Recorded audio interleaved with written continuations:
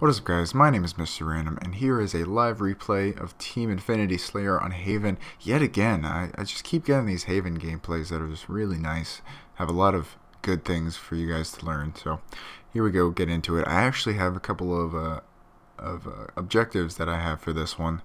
And the three things that I want to talk about specifically in this gameplay, I noticed it while I was reviewing it, just looking over it, skimming over it. The first thing is bullet dodging versus escape routes. The second one is mind games, and the third one is how not to use the sticky detonator. I can say it. I can say it. So let's get right into this. Here we go. Live replay. And here we are, we spawn closed instead of open. I do the jump run, throw that nade in there. Not sure, I think, oh yeah, I popped that guy a little bit. I was able to get 3 shots into him that took him out. First strike, there we go, we're already ahead. See those Promethean grenades down there. I forgot what the name of them. I haven't played Halo in a little while, but the Promethean grenades are okay. They're not super good, but they're good for like zoning out areas. So I'm over here at blue, yes, blue, and I see them in the bottom area. He's moving over here, super aggressive. I don't know what he's doing. I super combine him. He's just, you know, derping it. Just keep checking the bottom mid, because that's where they were prior, seeing what their movements are, because they're doing this underground kind of technique instead of going along the streets. But I see this guy on the street, take him out real quick with the DMR, and here's where mind games come into play. See, now you are usually on that lower shield. You usually would try to run away, but the way I was in, I would be running towards top mid, and you'd never want to run towards top mid as a dodging maneuver, as an escape route. So what I did was I juked him, made him think I was going top mid, and then instead threw that nade, bounced it off Mohawk's ramp, and was able to get him with it and hit him in the head really fast. That guy fell into my nade perfectly, but he backed away before I can get a shot on his head, and that guy shoot at me, so I do some serpentine, snake dodging maneuvers, you know. Take that kill away from that random guy, because he doesn't need it. I need the kills, right? He does a good dodge away. That's a smart move on his part, so he can get some support by his teammate. But his teammate's stupid. I put like 3 shots in him. He has like 2 chances to escape, go away, get his shields back, and re-engage me. But he doesn't, and he gets shot in the head because of it. I have 3 shots in the DMR, so I'm like, I'm going to use the sticky det. I know I can get kills with the sticky det. Nope, no I can't. No I can't. Because I hold it right here. They're not even paying attention. I'm like, oh, please, one of them walk over there. So then all 3 of them were like right there. I could have just shot the blast, threw a second one, and it would have been able to take away 2 of them and then the shield of the other third. But I don't. And then I just wasted, I think, I just wasted 2 shots there and no kills. So that is horrible. It is horrid. You never want to expect someone to land on a certain spot. You want to be more aggressive with it. And I was too late. That guy was really good on his dodging. But Moo, aka Andrew, I believe, is pinching those guys from behind. So that was a good move to get us as many kills in that situation as possible. They couldn't do anything. Now that's where I wanted to talk about escape routes versus bullet dodging. So there's 2 ways you can try to prevent yourself from dying in general. So that's bullet dodging and escape routes. Now bullet dodging is useful because it's unpredictable. If you know what you're doing, it's really hard for them to predict your movements, and it's really good for when you want to kill the person. But if you're already losing in the engagement, you really just want to run away as quickly as possible. And right there I didn't do it. So that's another good point I want to talk about. So that, I forgot exactly who, but someone got hit with a grenade. They lost all their shield and they backed away. And my job in that situation with full shield is to provoke the enemy shots, even if he has a saw, because that makes it so that we together as a team last the longest, and we can get more shots on him, and he ends up dying before he gets to kill any of us. That's a really, really good strategy. So we're over on Red Street. We're just getting a view of the situation, what's going on. That guy's not paying attention. He's too focused on the guys coming over from the lift and from Red Bridge.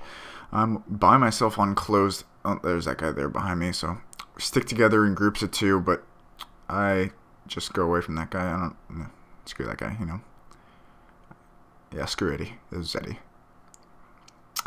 So they're over and open. You hear those shots right there. That guy's doing a really high jetpack, and I'm stupid. I'm just like, I'm just going to look at bottom mid because I'm stupid. Now I see the second guy go over to Mohawk Bridge. So I'm going to be here. This is a really good spot to get vantage points on the other parts of Haven.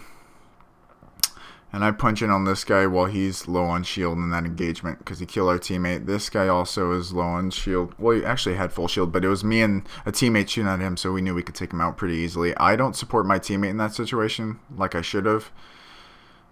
And I think it... Yeah, so see, now I'm just stuck in this situation where I'm playing against way too many people, and that guy has a saw, so I end up dying. Should have supported my teammate in that decision to go up and be aggressive on the top guy, because then that would have given us an escape route for those bottom two. Those guys are still in the closed ramp.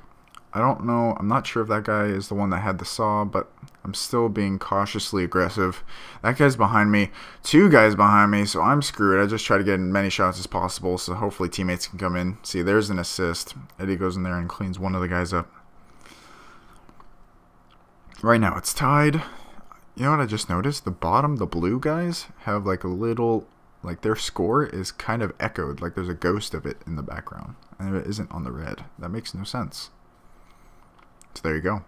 So those guys are top mid. We take them out super easy. That guy, you never want to use the jetpack like that. Jetpack is so useful for those bottom to top escape routes.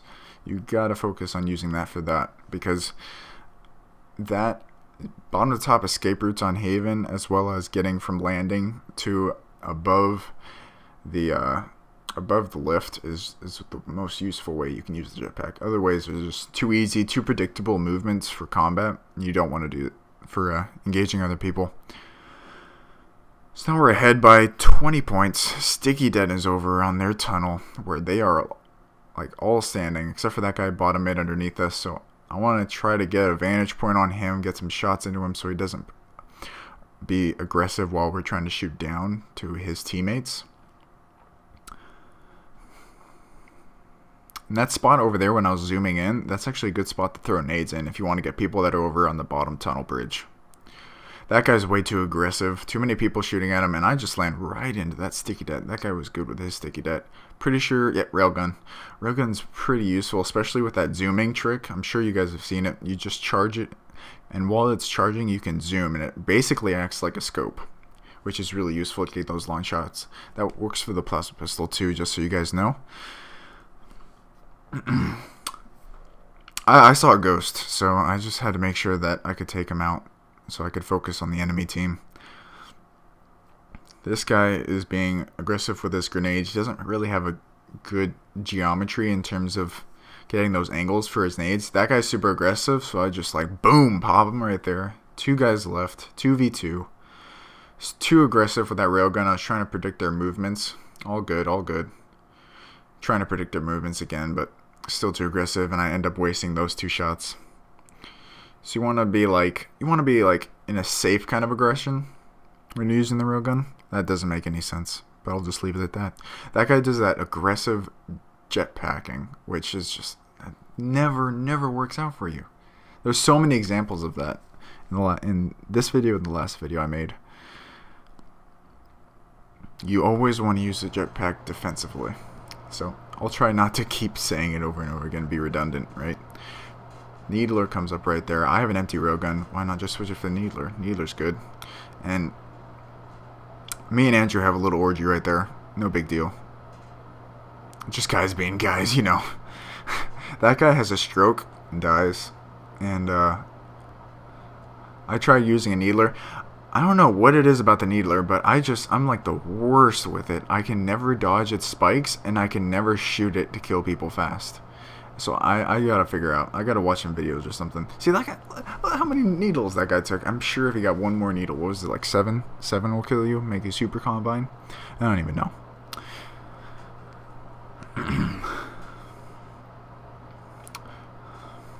Those two guys are taking out Eddie, but they're being way too aggressive for us being in support. So it was a 2-to-1 trade. Good for us. Unfortunately, that headshot didn't connect. But see that grenade? That was a freaking hit marker on the grenade, and the guy has no shield. That guy should be dead. See, look. See how What? I'm just so bad with needler dodging. I think it was because I jumped. Now that I'm looking at the replay, I jumped. See, look, I jumped, and it's super predictable. And that guy shot down when I was jumping. So, yeah, okay. I'm getting used. I can get it now. That guy's not paying attention. And I was like, I'll give him another shot. I'm going to miss a couple bullets on purpose, you know, because all that skill I have. But going back to that needler guy. So he shot down while I was in the mid jump. So his needles were already set to hit me when I'm on the ground. So you have to predict the movement. That's smart. That's smart. You can always learn from your enemies. You can always learn from a death, unless it's lag. In that case, it's just funny. I don't know what I expect to do, but this guy's he's super aggressive. He has to take a check on his environment. You notice that I'm up here providing support. They really want that scatter shot, so they're being super aggressive. They're taking out Andrew. That guy's shooting him in the back. And then that guy's on open ramp. Too many people to engage, so I'm just going to back up. I think we took the scatter shot. I'm not sure, but now there's a lot of them on open taking out our teammate. So you want to try to salvage the situation. That guy does a good escape, and that guy has a scatter shot. You never want to jump dodge on a scatter shot. The way the scatter shot works, if all the shots hit you, then it's an insta-kill. If any of the shots miss, if at least one shot misses, then each shot that hits you has a static damage. That guy picks up speed boost because he's a noob. I pick up the scatter shot because I'm a boss. And I'm just going to be a boss with the scatter shot, just like completely engaged in the situation. I know exactly what I'm doing, obviously. Yeah. So we win. Well, I hope you guys enjoyed. I got 19 kills that match. I don't really... And this is something I'm just going to go over real quick. I don't really like to count deaths right now. I mean, I've always counted deaths, but the issue with right now is that in a replay, it doesn't show your deaths. Like, it doesn't show any of your stats on the replay's information when you're loading up into the review. So it's kind of an issue. It's basically me having to count the deaths if I really wanted to show the kills and deaths as the title of the video. So I'm just going to go on kills for right now until they fix it. So... done with that. Hope you guys enjoyed the live replay. So I got to talk about bullet dodging versus escape routes. You never want to do the bullet dodging.